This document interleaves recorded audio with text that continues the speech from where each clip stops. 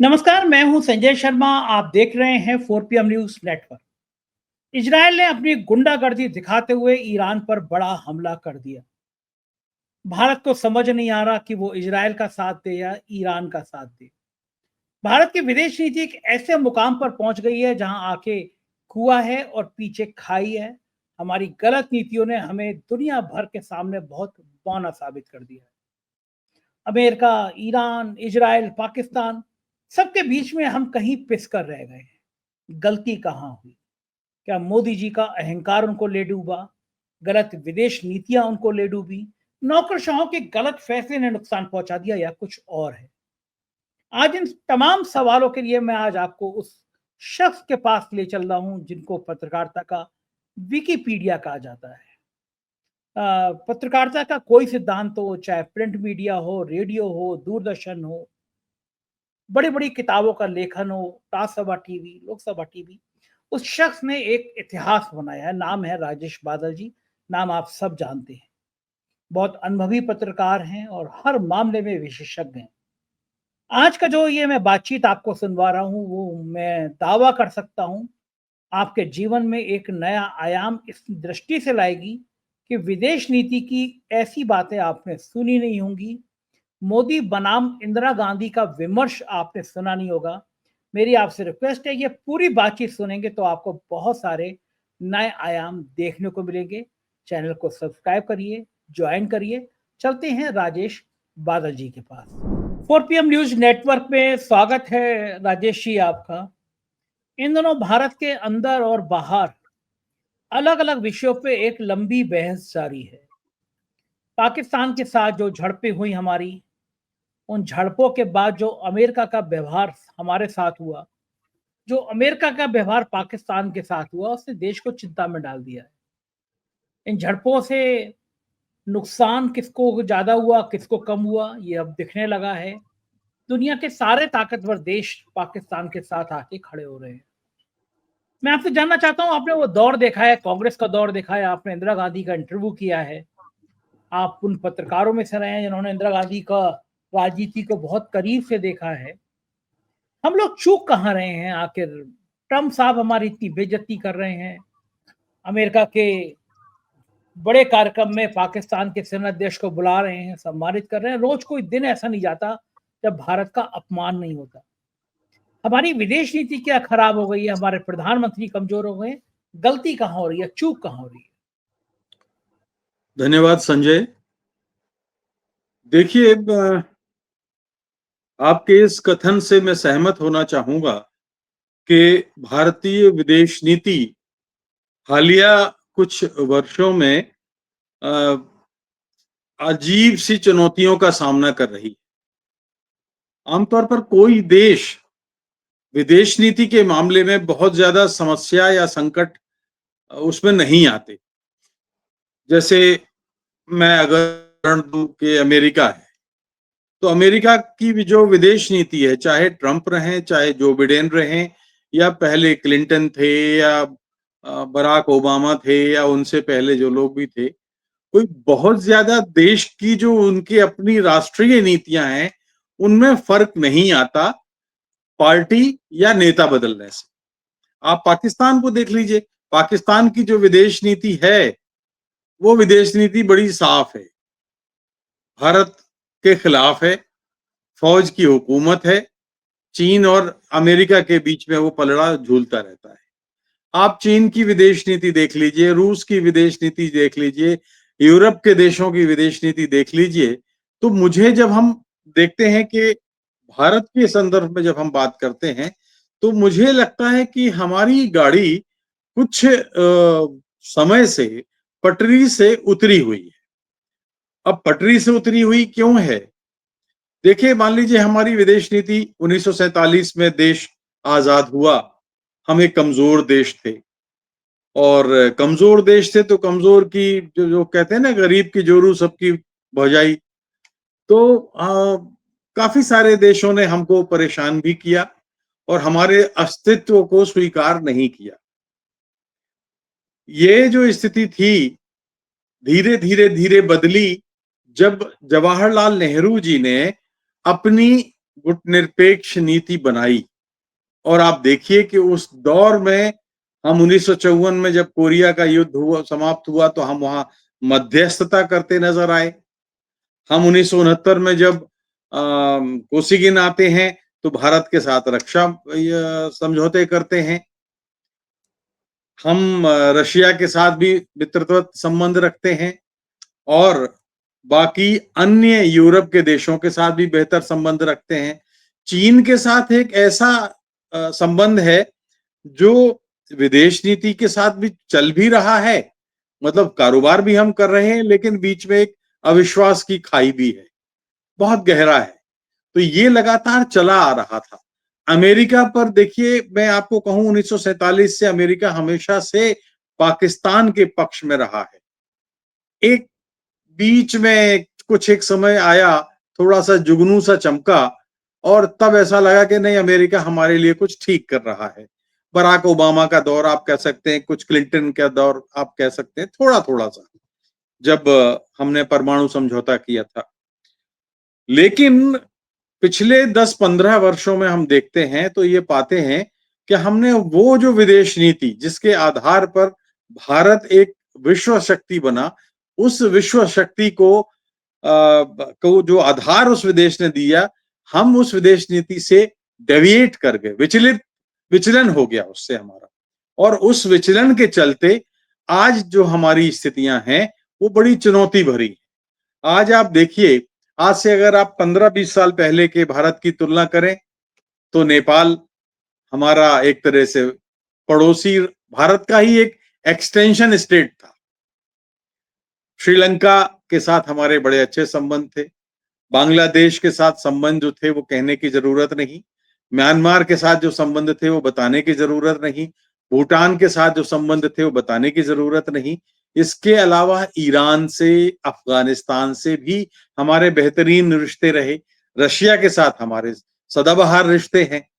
लेकिन हमने ये पाया कि पिछले, मतलब अगर आप यही देखें कि 2014 के बाद से, जब से मोदी जी की सरकार आती है, तो रशिया के साथ शुरुआती रिश्ता कुछ दुविधा भरा होता है। दूरी भी है, निकटता भी रखना चाहते हैं और दूरी भी बनाए रखना चाहते हैं। जब अमेरिका पाकिस्तान को वो सुरक्षा तंत्र और हथियार मुहैया करा रहा है, तभी तो हम रूस से हथियारों पर गए थे, क्योंकि हम एक ही देश की, एक ही फैक्ट्री से निकले हुए हथियार लेकर के क्या मेरे पाकिस्तान का मुकाबला करते? नहीं करते। आप देखिए 1971 के जंग में हमने जो पाकिस्तान को जिस तरह से धूल चटाई, उसमें रशिया ने हमारा बड़ा योगदान था, लेकिन हमने उसी रशिया से दूरी बनाई। अच्छा, 2014 में जब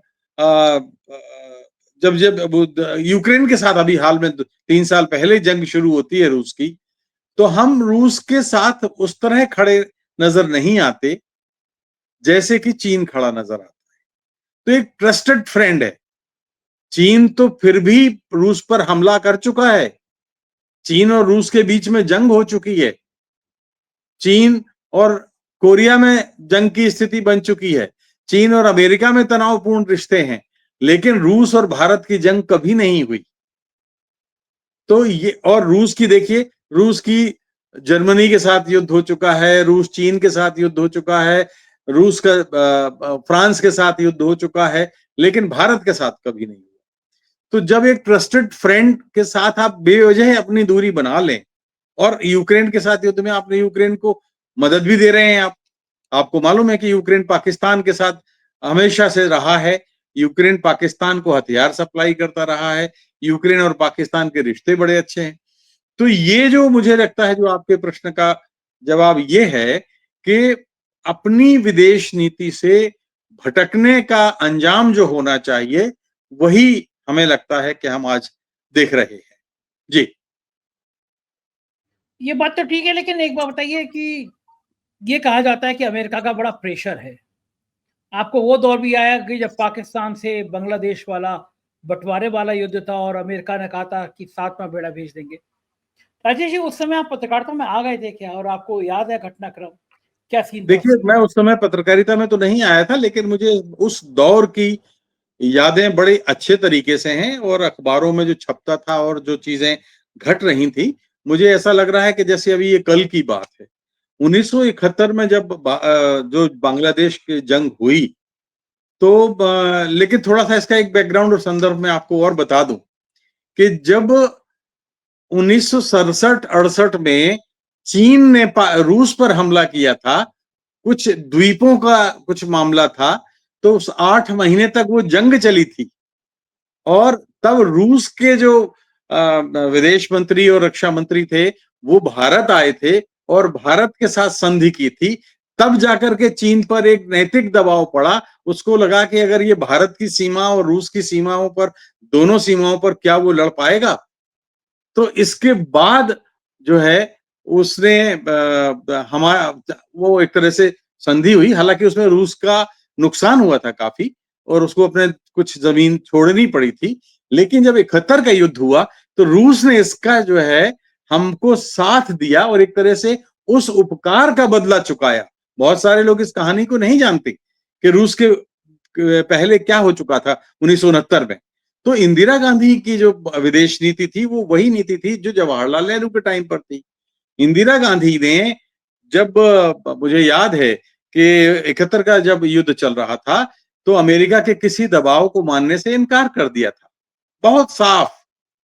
और इसके बाद जब राजीव गांधी आए, राजीव गांधी ने वही सम्मान और वही इज्जत पाई अमेरिका में जो जवाहरलाल नेहरू को मिलती थी या किसी बराबरी के मुल्क को मिलती थी। तब वो नहीं था कि जैसे कि अभी मोदी जी गए और ट्रंप जो है उनको शिष्टाचार का पालन तक नहीं किया। ये एक अजीब सी बात थी। नरसिंह आप देखिए डॉक्टर मनमोहन सिंह के जमाने में आप देखिए क्या अमेरिका इज्जत करता था, यहां तक कि अटल बिहारी वाजपेयी तक की इज्जत करता था। जब कारगिल का युद्ध हुआ तो अटल बिहारी, हालांकि दबाव था, अमेरिका का दबाव था, लेकिन कारगिल के युद्ध के समय अटल बिहारी वाजपेयी ने साफ कर दिया था कि श्रीमान, इस बार पाकिस्तान को हम सबक सिखा के रहेंगे। लेकिन एक एक समानांतर एक बिंदु पर मैं आपका ध्यान आकर्षित करना चाहूंगा संजय जी, कि भारत में जब जब भी गैर कांग्रेसी सरकारें आती हैं तो वो एक तरह से पूंजीवादी लोकतंत्र की वकालत करती हैं और वो अमेरिका के साथ खड़ी नजर आती हैं। ये भारत का एक तरह से एक मैं कह सकता हूं कि ये परेशान करने वाली बात है भारतीय विदेश नीति में। जी। अच्छा, कारण क्या है कि हमारी विदेश नीति इस मुकाम तक क्यों पहुंच गई कि पाकिस्तान जैसा देश जिसको हम कीड़ा मकोड़ा मक्खी मच्छर इस तरह की भाषा बोलते थे कि अरे वो क्या है, कीड़ा मकोड़ा है, मक्खी मच्छर है, जब चाहेंगे चुटकी में बरतेंगे। लेकिन उस पाकिस्तान के संग टर्की, चीन, अमेरिका, रशिया सब इसके हमारी झड़प के बाद खड़े हो गए। सब वहां व्यापार करने लगे। हमारे साथ तो नेपाल और बांग्लादेश ऐसे हमारे पड़ोसी तक छोटे छोटे देश नहीं, कोई दुनिया का ऐसा देश नहीं जो खुल के इस समय लड़ाई में, इस झड़प में हमारे साथ उसने बात की हो। कारण क्या रहा, हमारी चूक कहाँ हुई, हमारी विदेश नीति कहाँ फेल हो गई? विदेश मंत्री का दोष है, प्रधानमंत्री का दोष है, सरकार की नीतियों का दोष है? आप चूंकि बहुत इंटेलेक्चुअल हैं, बहुत पढ़ते लिखते हैं, तो मैं देखिए, आपसे समझना चाहता हूँ ये बात। इसमें किसी व्यक्ति का दोष मैं नहीं कहूंगा, इसमें दोष जो हमारी विदेश नीति के नियामक हैं उन लोगों का दोष है कि उन्होंने दरअसल हमारी अपनी अतीत की घटनाओं से सबक नहीं लिया, हमारी विदेश नीति को छोड़कर। और अब इन दिनों जो हम देख रहे हैं कि जो, जैसे मान लीजिए जो भारतीय विदेश मंत्री हैं अभी, वो मूलतः ब्यूरोक्रेट हैं और ब्यूरोक्रेट नीति निर्धारक तत्व नहीं होता, नीतियां बनाने वाला तत्व नहीं होता। ब्यूरोक्रेट नीति बनाने वालों, जो कूटनीति करते हैं, जो राजनेता हैं, जो जो बड़े योग्य और काबिल राजनेता हैं, उनके नीति निर्देशों का पालन करता है, एग्जीक्यूट करता है। लेकिन यहां तो जयशंकर जी जिस तरह से विदेश मंत्री के रूप में एक आक्रामक विदेश नीति का जो परिचय दे रहे हैं, उसके चलते भारत थोड़ा सा अलग थलग पड़ा है। और अलग थलग इसलिए पड़ा है कि देखिए, बहुत प्रैक्टिकल सी बात है, दुनिया आज जहां जा रही है उसमें कोई आपको आगे बढ़ने क्यों देगा? आज अमेरिका अपने इतिहास के सबसे बड़े संकट से गुजर रहा है, कनाडा अपने एक अजीब से दौर से गुजर रहा है। नाटो एक अलग से अपनी अलग विरोधाभासी स्थितियों से गुजर रहा है।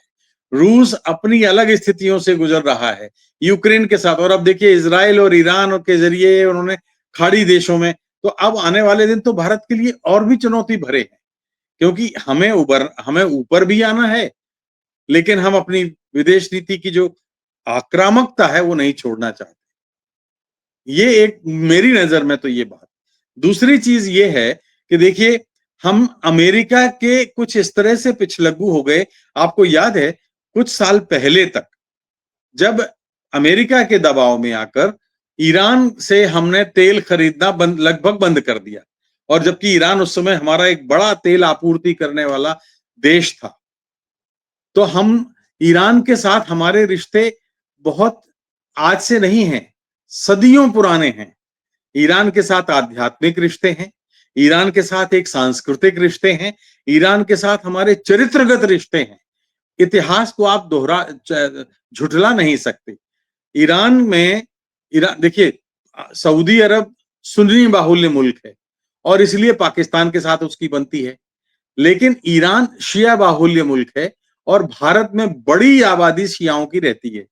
तो शियाओं के कारण भी ईरान की एक स्वाभाविक निकटता हमारे साथ थी। इस बात को इंदिरा गांधी पहचानती थी, और उन्होंने जो चाबहार बंदरगाह की जो बात होती है ना संजय जी, ये दरअसल 1969-70 की शुरुआत थी, आगाज तब का था। हमने अमेरिका के दबाव में आकर के चाबहार का काम ठंडा कर दिया, धीमा कर दिया। अब चाबहार से हम अफगानिस्तान को व्यापार कर सकते थे, अफगानिस्तान के रास्ते हम कई और जगहों पर व्यापार कर सकते थे, ईरान से कारोबार कर सकते थे, और सुरक्षा के नजरिए से जो चीन ने ग्वादर बंदरगाह बनाया है उसके पीछे से हम चाबहार बंदरगाह से उस पर नजर रख सकते थे। लेकिन अमेरिका के दबाव में आकर के हमने चाबहार धीमा किया, अमेरिका के दबाव में आकर ईरान से हमने तेल खरीदना बंद किया, ये अमेरिका के दबाव में आकर हमने कारोबार धीमा किया, जबकि जो कारोबार हमारा ईरान के साथ था बहुत ऐतिहासिक रूप से समृद्ध कारोबार था।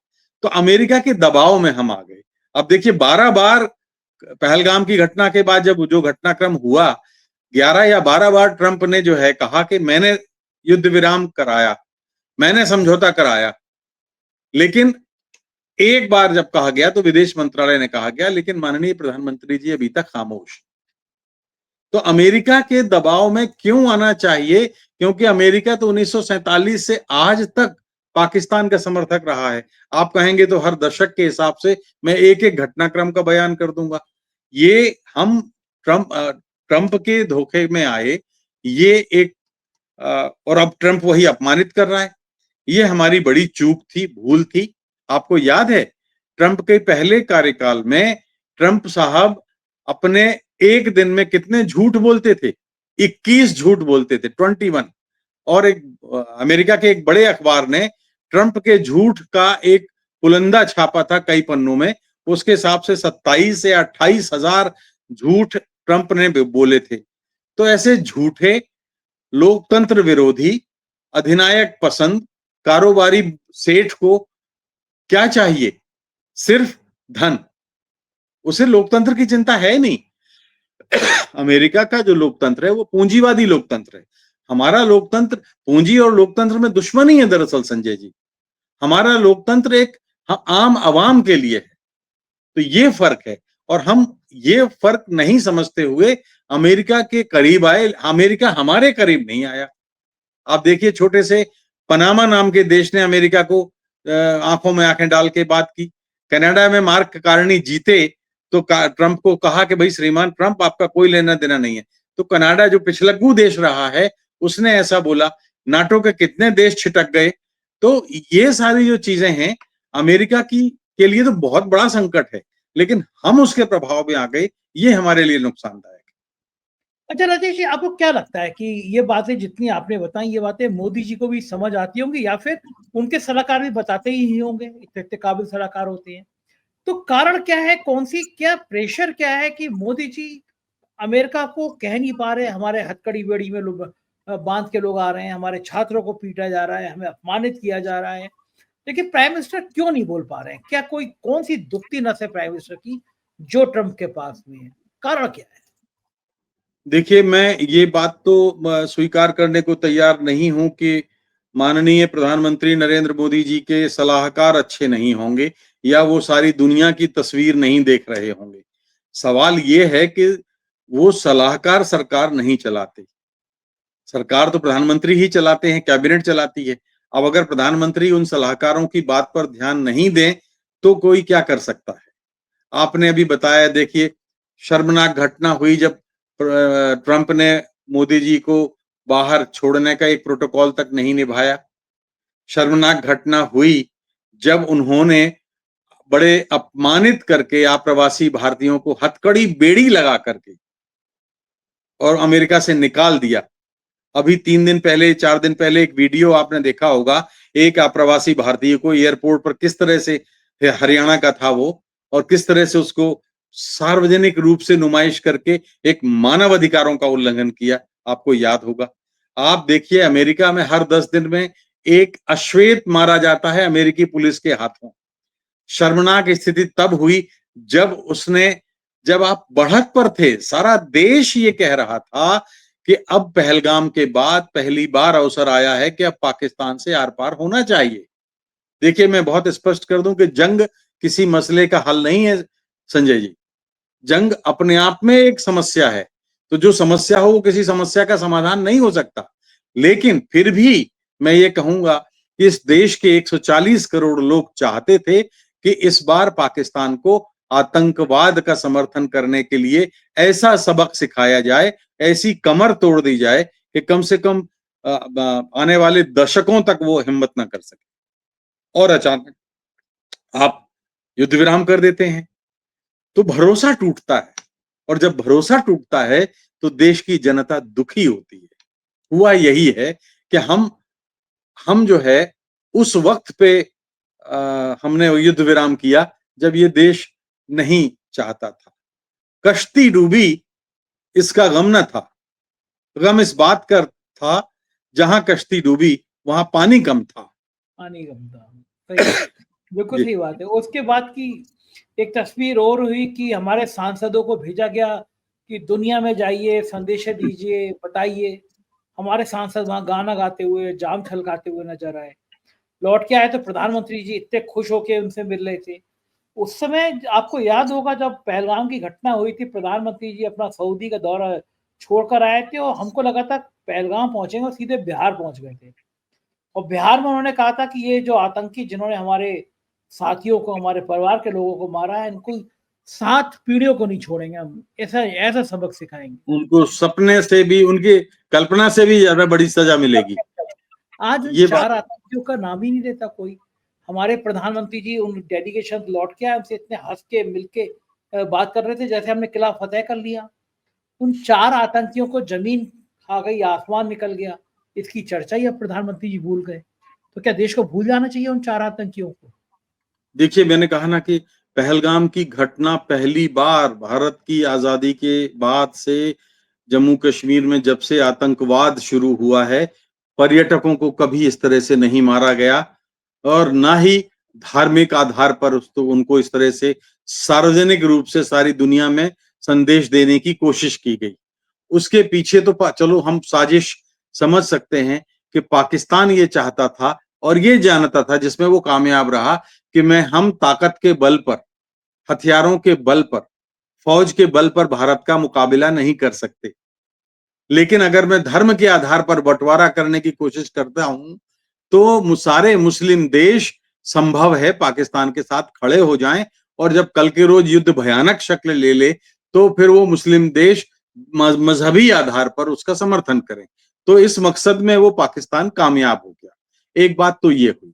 दूसरी बात, जब मैं आप कह रहे हैं कि विदेशों में मंत्री प्रतिनिधिमंडल गए, देखिए, फिर मुझे इंदिरा गांधी की याद आती है। बांग्लादेश युद्ध जब चल रहा था 71 का, तो 71 वॉर के कुछ पहले से जब देखा कि शरणार्थी 1 करोड़ से ज्यादा शरणार्थी भारत पर आ गए हैं, भारत जैसे गरीब मुल्क पर बोझ पड़ रहा है, तो इंदिरा गांधी ने प्रतिनिधिमंडल नहीं भेजे थे, अपने खास जानकार, डिप्लोमेसी के जानकार दूतों को भेजा था, जिन्होंने बड़ी महाशक्तियों को ये कन्वे किया कि देखिए पाकिस्तान की शक्ल ये है।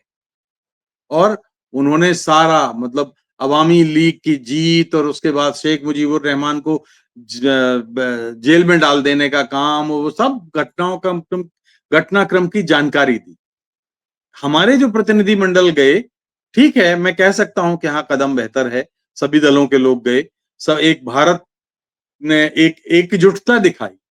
लेकिन मुझे लगता है कि जो हमने 12-13 दिन तैयारी में लिए थे पहलगाम के बाद, 10-12 दिन हम कुछ नहीं, ये समय अगर यही प्रतिनिधिमंडल उस समय उस बीच में भेजे जाते, इधर आप तैयारी करते रहते, तो शायद हमें उसका रिटर्न ज्यादा बेहतर मिलता। अब जब सब हम अलग थलग पड़ गए, तब आप प्रतिनिधिमंडल भेज रहे हैं। और प्रतिनिधिमंडल में जो लोग हैं, माफ कीजिए, मैं किसी पर कोई आक्षेप नहीं करना चाहता, किसी की योग्यता या विद्वता पर संदेह नहीं करना चाहता, लेकिन भारत के अपनी परंपरागत विदेश नीति से भटकने के कारण, विचलन के कारण जो उनके अंदर संशय की स्थिति थी, वो वहां हमें तो नजर आई, बाकी किसी ने नजर की हो या ना की हो। तो इसलिए मुझे लगता है कि शायद इन प्रतिनिधि मंडलों की का जो जो पर्पस था वो सर्व नहीं हो पाया, क्योंकि समय गलत था। बिल्कुल ठीक कह रहे हैं राजेश जी। एक आखिरी सवाल मैं आपसे पूछना चाहूंगा, इजराइल और ईरान के बीच एक भयंकर युद्ध छिड़ गया है, भारत क्या अब भी तटस्थ रहेगा, या आपको क्या लगता है कि भारत किसका पक्ष लेगा, क्योंकि बड़ी दुधारी तलवार है भारत के सामने? देखिए, मैं आपको कुछ उसको इस तरह से उत्तर दूंगा कि जब आप की गाड़ी पटरी से उतर जाती है, तो पटरी पर वापस लाने में बहुत मुश्किल होती है। अब गाड़ी आपकी विदेश नीति की पटरी से फिलहाल उतरी हुई है। आप ये बताइए, इजराइल से आप बहुत ही घातक रक्षा की तकनीक ले रहे हैं, पेगासस ले रहे हैं, इजराइल से आप बहुत सारी टेक्नोलॉजी ले रहे हैं, ईरान से आपके रिश्ते हैं, ईरान को आप छोड़ नहीं सकते हैं, इजराइल को आप छोड़ नहीं सकते हैं। तो ये भारतीय विदेश नीति के लिए बहुत ही कठिन और मैं अभी भी कहूंगा कि एक ऐसी स्थिति है जिसमें भारत चाहे तो, मैंने आपको अभी बताया था कि 1954 में कोरिया युद्ध में भारत की अध्यक्षता में आयोग बना था और उसने कामयाबी के साथ युद्ध विराम किया था। हम रूस यूक्रेन 3 साल से युद्ध चल रहा है, मोदी जी को भरपूर अवसर मिला था, रूस ने भी अवसर दिया था, लेकिन हम वो नहीं करा पाए। अब हम चाहें, क्योंकि इजराइल से हमारे बहुत अच्छे संबंध हैं, सारे मिडिल ईस्ट के बहुत सारे देश, अब इसलिए कि आपको मैं बताऊं कि एक जो पेट्रोल की जो स्थितियां हैं, तो जो कतर है, बहरीन है, या सऊदी है, ईरान है, रशिया है, हम जहां जहां से तेल लेते थे तो हमारे संबंध वहां से बहुत अच्छे हैं।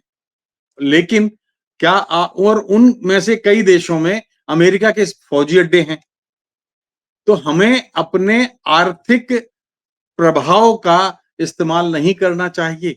मुझे लगता है हमें करना चाहिए, क्योंकि अमेरिका एक ऐसा चालाक बनिया है संजय जी, जो पर्दे के पीछे रह के लड़ाता है।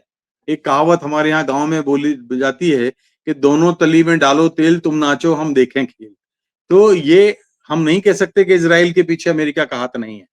आज नेतन्याहू ने मोदी जी से बात की, ट्रंप से बात करेंगे, लेकिन इजराइल ने हमला करने से पहले बता दिया था कि हम ईरान पर हमला करने जा रहे हैं। तो हमारे लिए जो स्थिति है बहुत ही ऐसी है संजय जी कि बहुत नाजुक है। हम ईरान का साथ हमें नहीं छोड़ना चाहिए। ईरान का साथ अगर हम छोड़ेंगे तो बहुत बड़ी गलती करेंगे। अब इजराइल से आपकी जो मित्रता है मोदी जी की, हमें कैसे भी हो इजराइल और ईरान को बातचीत की टेबल पर लाना पड़ेगा। नहीं तो ईरान, ठीक है, ईरान इराक का तो हमने युद्ध देखा है, तब हम पत्रकार थे, वर्षों तक ईरान इराक के युद्ध रहे हैं, वही इराक जो है अब ईरान के समर्थन में खड़ा है। तो ईरान अकेला नहीं रहेगा, और अगर ये चिंगारी फैली तो मुझे लगता है कि ये एक क्षेत्रीय, मैं विश्व युद्ध तो नहीं कहूंगा, लेकिन क्षेत्रीय युद्ध में तब्दील हो सकता है, ये आशंका मुझे लगती है। बहुत बहुत शुक्रिया राजेश जी, आज आपने बहुत ज्यादा बढ़िया जानकारी दी हमारे दर्शकों के लिए। आभार, थैंक यू सर। ये थे राजेश बादल जी, और मैं दावा कर सकता हूं कि आपको ये पूरी बातचीत बेहद पसंद आई होगी। आपके प्यार भरे कमेंट का मुझे इंतजार रहेगा, कमेंट जरूर कीजिएगा। धन्यवाद, शुक्रिया।